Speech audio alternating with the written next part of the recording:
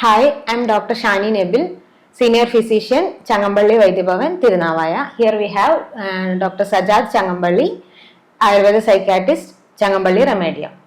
Doctor, ഈ കുട്ടികളിലെ phone addiction കാരണം ടീച്ചേഴ്സിന് ഉണ്ടാകുന്ന ബുദ്ധിമുട്ടുകൾ എന്തൊക്കെയാണ്? സാധാരണയായിട്ട് ഇപ്പം കുട്ടികൾ അമിതമായിട്ട് ഫോൺ ഉപയോഗിക്കുന്നത് എല്ലാവർക്കും വളരെ അറിയുന്ന ഒരു കാര്യമാണ്. കാരണം കുട്ടികളിൽ എങ്ങനെയാണ് ഒരു നിയന്ത്രണം കൊണ്ടുവരേണ്ടെന്ന് പലപ്പോഴും പേരൻസിന് വലിയൊരു അറിവില്ല. അപ്പൊ പേരൻസിന്റെ ഫോണുകൾ തന്നെയാണ് കുട്ടികൾ ഉപയോഗിക്കുന്നത്. കാരണം അതല്ലെങ്കിൽ ഇപ്പൊ ഗ്രാൻഡ് പാരന്റ്സിന്റെയും ഉപയോഗിക്കാം. അപ്പൊ വീടുകളിൽ ഇപ്പം കുട്ടികൾക്ക് ഫോൺ കൊടുക്കുന്നതിൽ ഇപ്പൊ കുട്ടികളെപ്പോഴും നമ്മളെടുക്കുന്ന ഓരോ കാര്യങ്ങളും വളരെ രസകരമായിട്ടാണ് സാധിച്ചെടുക്കുന്നത്. അതുപോലെ തന്നെയാണ് ഇപ്പൊ വാശി പിടിച്ചിട്ടൊക്കെയാണ് ഫോൺ വാങ്ങുന്നതും അല്ലെങ്കിൽ ഇപ്പൊ മിഠായി വാങ്ങുന്നതും ഒക്കെ.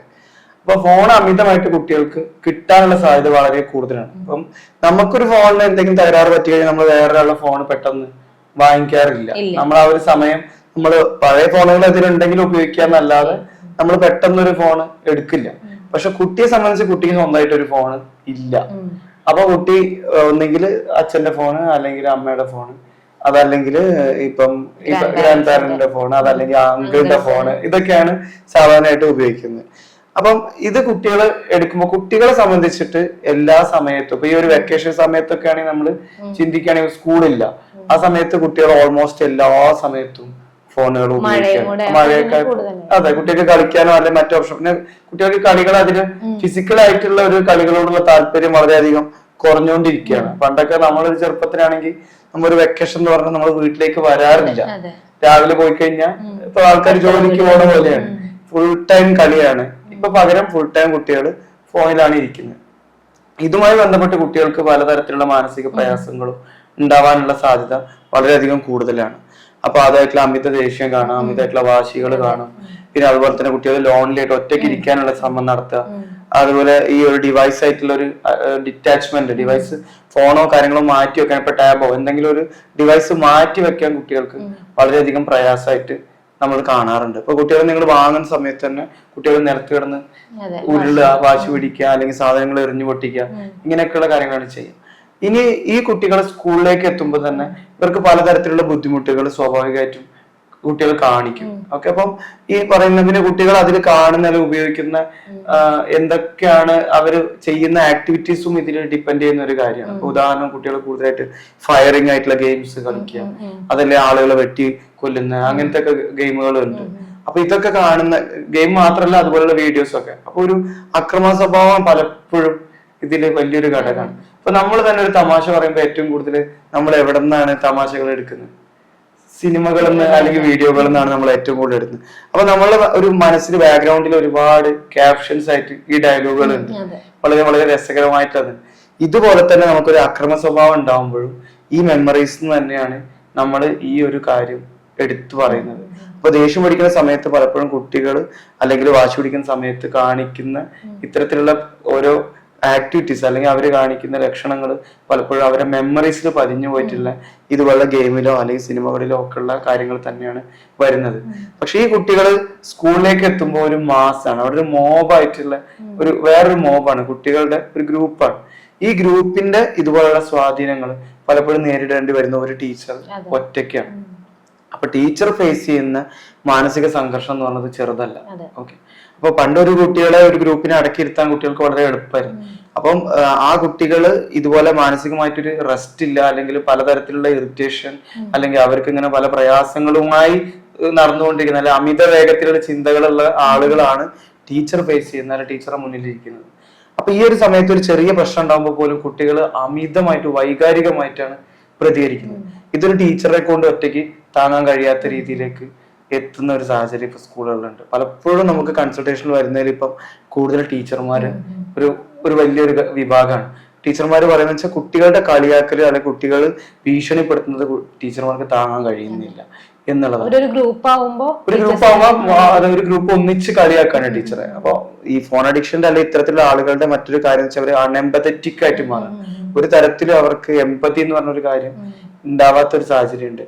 അതുപോലെ തന്നെ മറ്റൊരു ലക്ഷം മോക്കിംഗ് ബിഹേവിയർ എന്ന് പറയും, അമിതമായിട്ട് കളിയാക്കാൻ അല്ലെങ്കിൽ അതിക്രൂരമായിട്ട് കളിയാക്കാനുള്ള ഒരു പ്രവണത ഈ ആളുകളിൽ ഉണ്ടാവും. അപ്പൊ ഇതെല്ലാം ഫേസ് ചെയ്യേണ്ടി വരുന്ന, ഒറ്റയ്ക്ക് അഭിമുഖീകരിക്കേണ്ട ഒരാളായിട്ട് ടീച്ചർ മാറുകയാണ്. അപ്പൊ ടീച്ചർമാരുടെ മാനസികാവസ്ഥയെ നമ്മൾ വളരെ ഗൗരവമായിട്ട് കണക്കിലെടുക്കേണ്ട ഒരു സാഹചര്യമാണ്. അപ്പൊ ജോലി സ്ഥലം എപ്പോഴും ഒരു നമുക്ക് എത്രത്തോളം മാനസികമായിട്ട് ഉല്ലാസം ഉണ്ടാക്കുന്നത് എന്നുള്ളത് തിരിച്ചറിയണം. പലപ്പോഴും ടീച്ചർമാർ വളരെ ക്രിയേറ്റീവ് ആയിട്ട് ഇന്ന് ഇടപെടുന്നുണ്ട്, കുട്ടികളെ രസകരമാക്കി കൊണ്ടുപോകാൻ അല്ലെങ്കിൽ ഗ്രൂപ്പായിട്ടുള്ള ആക്ടിവിറ്റീസ് ചെയ്യുക. ഇപ്പൊ റീലുകളൊക്കെ നമ്മൾ ടീച്ചർമാരെ തന്നെ വളരെ രസമായിട്ട് ആ ഒരു ജോലി അത്ര ഇഷ്ടപ്പെടുന്ന ആളുകളുണ്ട്. പക്ഷെ ഇത്തരം പറയുന്ന ഒരു ബിഹേവിയർ കൊണ്ട് വളരെയധികം പ്രയാസത്തിലേക്ക് എത്തുന്നത് വളരെ ബുദ്ധിമുട്ടുള്ള കാര്യമാണ്. സ്കൂളിലുള്ള ഒരു പീരീഡ് എന്ന് വെച്ചാൽ കുട്ടികൾക്ക് ഫോൺ കിട്ടാത്തൊരു സമയമാണല്ലോ. അപ്പൊ വൈകിട്ട് വീട്ടിലെത്തി കഴിഞ്ഞാൽ ഫോൺ ഉപയോഗിക്കാനുള്ള ഒരു ടെൻഡൻസി അവർക്ക് കൂടുതലാണല്ലോ. അപ്പൊ ഈ ഒരു സമയത്ത് കുട്ടികളുടെ പെരുമാറ്റത്തിനോട് എങ്ങനെയാണ് ടീച്ചേഴ്സ് പെരുമാറേണ്ടതെന്നാണ് ഡോക്ടർ സജഷൻ? കുട്ടികളെ എങ്ങനെയാണ് കൃത്യമായിട്ട് പരിഗണിക്കേണ്ടത്, അല്ലെ എങ്ങനെയാണ് കുട്ടികൾക്ക് ഒരു ഇടപെടൽ ഉണ്ടാക്കണമെന്ന് ടീച്ചർമാർക്ക് ഒരു ധാരണ വേണം. ഓക്കെ, ഇപ്പം ഇങ്ങനെ ഇതിൽ കൂടുതലായിട്ട് ബുദ്ധിമുട്ട് കാണുന്ന കുട്ടിനെ തിരിച്ചറിയുകയും ആ കുട്ടി എപ്പോഴും ഒറ്റപ്പെടുത്താതിരിക്കാനാണ് ശ്രദ്ധിക്കേണ്ടത്. ടീച്ചേഴ്സ് ആണെങ്കിലും അതായത് ഈ കുട്ടി കൂടുതലായിട്ട് വാശിയുണ്ട് അല്ലെങ്കിൽ ദേഷ്യം ഉണ്ടാക്കുന്ന ഒരാളാണ്, അല്ലെങ്കിൽ ഇങ്ങനെ ഒരു 5 പേരുണ്ട് അല്ലെങ്കിൽ ഒരു 10 പേരുണ്ടെങ്കിൽ, ഇപ്പം പണ്ട് തോന്നുന്നത് കുറഞ്ഞ നമ്പർ ആയിരുന്നു, ഇപ്പൊ അത് കൂടിയ നമ്പേഴ്സ് ആണ്. പല കുട്ടികളും സൈലന്റ് ആയിരിക്കും, പക്ഷെ ഒരു പ്രശ്നം വരുമ്പോഴാണ് അവര് ഓവർ റിയാക്റ്റീവ് ആയിട്ട് വരുന്നത്. അപ്പൊ അത്തരം കുട്ടികൾക്ക് കൃത്യമായിട്ടുള്ള ഒരു നമ്മളൊരു പ്രിപ്പറേഷൻ കൊടുക്കണം. അപ്പൊ കൗൺസിലിംഗ് ആണ് വേണ്ടതെങ്കിൽ അങ്ങനെ ചെയ്യണം. ചിലപ്പോൾ ഈവൻ സൈക്കോതെറാപ്പി ആവശ്യം ഉണ്ടാവും. അപ്പൊ അത് ഒരു സ്കൂളിൽ ഇപ്പം ഒരു സൈക്കോളജിസ്റ്റ് മിക്ക സ്കൂളുകളിലും അത് എന്തായാലും ലഭ്യമായിട്ടുണ്ടാവും. അപ്പൊ അവരെ ഇൻഫോം ചെയ്യുമ്പോൾ അപ്പോഴും ശ്രദ്ധിക്കേണ്ട കാര്യം അവരുടെ ഈ ഒരു ഇൻഫർമേഷൻ കോൺഫിഡൻഷ്യൽ ആയിട്ട് സൂക്ഷിക്കുക എന്നുള്ളത് വിവേകത്തോട് കൂടിയിട്ട് ടീച്ചർമാരാണെങ്കിലും പാരന്റ്സ് ആണെങ്കിലും കൈകാര്യം ചെയ്യുന്നത് ഏറ്റവും കൃത്യമായിട്ട് ധരിപ്പിക്കണം. അത് ടീച്ചറെ കൊണ്ട് അത് കഴിയുന്നില്ലെങ്കിൽ കൗൺസിലറെ ഉപയോഗപ്പെടുത്തിക്കൊണ്ട് അത് ചെയ്യണം. കാരണം ടീച്ചർ പലപ്പോഴും പറയുമ്പോൾ എന്റെ കുട്ടിക്ക് ബുദ്ധിമുട്ടുണ്ട് എന്നുള്ള രീതിയിലേക്ക് ഒരു ജസ്റ്റിഫിക്കേഷൻ കൊണ്ടുവരാൻ ടീച്ചർ ശ്രമിക്കുന്ന പോലെ പാരന്റിന് ഫീൽ ചെയ്യും. പാരന്റിന് എപ്പോഴും കുട്ടി വളരെ ഇമ്പോർട്ടന്റ് ആണ്, പ്രൈം ഇമ്പോർട്ടന്റ് ആണ്. അപ്പൊ ഒരു ചെറിയ ഒരു ക്രിറ്റിസിസം പോലും പല പാരന്റ്സിനും അത് ഉൾക്കൊള്ളാൻ കഴിയില്ല. ആ സമയത്ത് ഒരു കൗൺസിലർക്കാണെങ്കിൽ അത് കൗൺസിലർ ആ മേഖലയിൽ പ്രൊഫഷണലാണ്. ഇപ്പം ടീച്ചർ പഠിപ്പിക്കാൻ എന്ന പോലെ കൗൺസിലർ ആ മേഖലയിൽ പ്രൊഫഷണലാണ്. അപ്പൊ അവരെ വൈദഗ്ധ്യം വളരെയധികം ഇമ്പോർട്ടന്റ് ആയിട്ടുള്ള ഒരു കാര്യമാണ്. അത് കൊടുത്തുകൊണ്ട് ടീച്ചറുടെ സമ്മർദ്ദം കുറയ്ക്കാനായിട്ട് ചെയ്യാം. പിന്നെ ഇതിന് കഴിവ് ഇല്ലാത്ത ടീച്ചേഴ്സ് ആണെങ്കിൽ, ഞാൻ പറഞ്ഞത് പഠിപ്പിക്കാൻ കഴിവില്ല എന്നുള്ളതല്ല, ഇത്തരത്തിലുള്ള പ്രതിസന്ധികളെ കൈകാര്യം ചെയ്യാൻ കഴിവില്ലെങ്കിൽ അവര് സ്കില്ല് ഡെവലപ്പ് ചെയ്തേ പറ്റുള്ളൂ. ഈ ഒരു സാഹചര്യത്തിന് എങ്ങനെ നേരിടുന്ന അവർ പഠിച്ചിരിക്കണം. ശരിക്കും ടീച്ചേഴ്സ് പ്രിപ്പയർഡ് ആയിരിക്കണം. കാരണം പലതരത്തിലുള്ള കുട്ടികൾ ആ ഒരു ക്ലാസ്സിൽ. അതെ, ടീച്ചർമാർക്ക് പൊതുവിൽ ഇതിനെല്ലാം ട്രെയിനിങ് ഉണ്ട്. പക്ഷെ വ്യക്തിപരമായിട്ടുള്ള മറ്റു പ്രശ്നങ്ങളും ഇതും എല്ലാം കൂടി വരുമ്പോൾ പലപ്പോഴും ആ സാഹചര്യത്തിനെ കൈകാര്യം ചെയ്യാൻ പലർക്കും കഴിയാതെ വരും. അപ്പൊ അങ്ങനെയുള്ള ആളുകൾ കൃത്യമായിട്ട് അതിന് ഒരു സഹായം തേടി അതിന് ആ കഴിവുണ്ടാക്കി ജോലിയിൽ മുന്നോട്ട് പോവാണ് ഏറ്റവും നല്ലത്. അപ്പൊ കുട്ടികളെ ഭയപ്പെടാതിരിക്കുക, പകരം എങ്ങനെ നല്ല ബുദ്ധിപരമായ കുട്ടികളെ കൈകാര്യം ചെയ്യുന്നത് ടീച്ചർമാർ പഠിച്ചു വെക്കേണ്ടതാണ്. അത് ജോലിക്ക് അനിവാര്യമായിട്ടുള്ള ഒരു ഘടകം തന്നെയാണ്. ടീച്ചേഴ്സ് സ്വാഭാവികമായിട്ടും ജോലിന്റെ സ്ട്രെസ് ഉണ്ടാവും, അവർക്ക് വീട്ടിലെ സ്ട്രെസ് ഉണ്ടാവും. ഇതെല്ലാം കൂടെ ഇൻക്ലൂഡ് ചെയ്യണേ, കഷ്ടപ്പെട്ട് മുന്നോട്ട് പോകുന്നതിന്റെ ഇടക്കാവും കുട്ടികളെ ഭാഗത്തുനിന്ന് ഇങ്ങനത്തെ ബുദ്ധിമുട്ടുകൾ വരിക. അപ്പൊ അതിന് വേണ്ട രീതിയിലുള്ള സൊല്യൂഷൻ അവരായിട്ട് തന്നെ കണ്ടെത്തണം. സ്കൂളിന്റെ ഭാഗത്തുനിന്നും അങ്ങനെ ഒരു സപ്പോർട്ടീവ് സിസ്റ്റം ഉണ്ടെന്നുണ്ടെങ്കിൽ അത് നല്ല രീതിയിൽ ഗുണം ചെയ്യും. അതുപോലെ തന്നെ ഇതിൽ ഏറ്റവും പ്രധാനപ്പെട്ടതാണ് ഇപ്പൊ ഒരു ഹെഡ് ടീച്ചർ അല്ലെങ്കിൽ ഒരു പ്രിൻസിപ്പൾ എന്നുള്ള രീതിയിലേക്ക് വരുമ്പോ അതൊരു ഈവൻ ഒരു സ്ത്രീ ആണെങ്കിൽ ആ ഒരു സമയത്ത് മെനോപോസൽ ഏജ് ആണ്. ആ സമയത്ത് ഒരുപാട് വിരാമവുമായി ബന്ധപ്പെട്ടിട്ട് ഒരുപാട് മാനസിക സമ്മർദ്ദവും പ്രയാസവും അതെല്ലാം ഉണ്ടാവും. അപ്പൊ സ്കൂളിന്റെ ഒരു ഹെഡ് എന്നുള്ള രീതിയിൽ ഒരുപാട് ജോലിഭാരം ആ സമയത്ത് കൂടിയിട്ടുണ്ടാവും. സ്വാഭാവികമായിട്ടും അവർ ശാരീരികം അല്ലെങ്കിൽ മാനസികമായിട്ടുള്ള തലത്തിലുള്ള വ്യതിയാനങ്ങൾ കൊണ്ടും ഈ സമ്മർദ്ദം കൂടുന്നതായിട്ട് കാണും. അപ്പം ഇതിനെല്ലാം കൃത്യമായിട്ട് നമുക്കൊരു ധാരണ ഇല്ലെങ്കിൽ ഇത് ആ വ്യക്തിയെ സംബന്ധിച്ച് വളരെയധികം മാനസിക പ്രയാസങ്ങളിലേക്ക് പോകും. അല്ലെങ്കിൽ അവരൊരു നിരാശയിലേക്ക് പോകും, അല്ലെങ്കിൽ ഡിപ്രഷനിലേക്കൊക്കെ, വിഷാദരോഗമൊക്കെ പോലുള്ളത് ഉടലെടുക്കാനൊക്കെ അതൊരു സ്വാധീനമായിട്ട് മാറും. അപ്പൊ ഇതൊക്കെ ശ്രദ്ധിച്ചുകൊണ്ട് വേണം നമ്മളൊരു കൃത്യമായിട്ടുള്ള ഒരു വിദ്യാഭ്യാസ മേഖലയിൽ വർക്ക് ചെയ്യുന്ന അല്ലെങ്കിൽ ഒരു ജോലി ചെയ്യുന്ന ഒരാള് അവരൊരു കൃത്യമായ അടിത്തറ ഉണ്ടാക്കേണ്ടത്. ഇപ്പൊ ടീച്ചേഴ്സിന്റെ ഭാഗത്തു നിന്നുള്ള ഒരു റെസ്പോൺസ് നെഗറ്റീവ് ആയി കഴിഞ്ഞാലും അത് കുട്ടികളെ വലിയ രീതിയിൽ ബാധിക്കില്ല. അത് വലിയൊരു ഘടകമാണ്. ഒരു ഹാപ്പിനെസ് ഉള്ള അല്ലെങ്കിൽ ഒരു ഹാപ്പി ആയിട്ടുള്ള ഒരു ടീച്ചർ അല്ലെങ്കിൽ നല്ല ചിന്തകൾ ഉണ്ടാക്കുന്ന ഒരു ടീച്ചർക്ക് ഒരുപാട് സമൂഹത്തിന് കോൺട്രിബ്യൂട്ട് ചെയ്യാൻ പറ്റും. അപ്പൊ പല ടീച്ചർമാർക്കും പഠിച്ച സിലബസിലല്ലാതെ കൂടുതൽ വായനാശീലോ അല്ലെങ്കിൽ കൃത്യമായിട്ടുള്ള ഒരു വിഷനോ ഇല്ലെങ്കിൽ അത് കുട്ടികളെ ബാധിക്കും. ആ ഒരു വിഷൻ, ഇപ്പൊ ഒരു ടീച്ചർ ഒരു എക്കണോമിക്സ് പഠിപ്പിക്കുന്ന അല്ലെങ്കിൽ ഒരു കൊമേഴ്സ് പഠിപ്പിക്കുന്ന അല്ലെങ്കിൽ ഒരു കെമിസ്ട്രി പഠിപ്പിക്കുന്നെങ്കിൽ ഇത് പഠിച്ചിട്ട് എന്താവാം എന്നുള്ളത് ഒരു കുട്ടിക്ക് കൊടുക്കുമ്പോൾ ആ ടീച്ചർക്കാണ് ഏറ്റവും വിഷയം വേണ്ടത്. ഈ സബ്ജക്റ്റിൽ എന്തൊക്കെ ആവാം, ഓക്കെ. അപ്പൊ പലപ്പോഴും നല്ലൊരു ജോലി കിട്ടുന്ന മാത്രമായിരിക്കും പല ടീച്ചർമാരുടെ വിജ്ഞാനം. പക്ഷെ അതല്ല, ആ ഒരു മേഖലയിൽ ഒരുപാട് പരീക്ഷണങ്ങൾക്കും റിസർച്ചുകൾക്കും ഒക്കെ സാധ്യതകളുണ്ട്. പിന്നെ അതുമൂലം ആ കുട്ടിക്ക് എന്തൊക്കെ പ്രയാസം വരാം, ഇതൊക്കെ കുട്ടികൾക്ക് നമ്മൾ എഡ്യൂക്കേഷൻ എന്ന് പറയുമ്പോൾ സാധ്യതകളെ കുറിച്ച് മനസ്സിലാക്കാനുള്ള ഒരു കഴിവാണ് ആദ്യം തന്നെ നമ്മൾ ഉണ്ടാക്കിയെടുക്കേണ്ടത്, ഒരു സ്കില്ല്.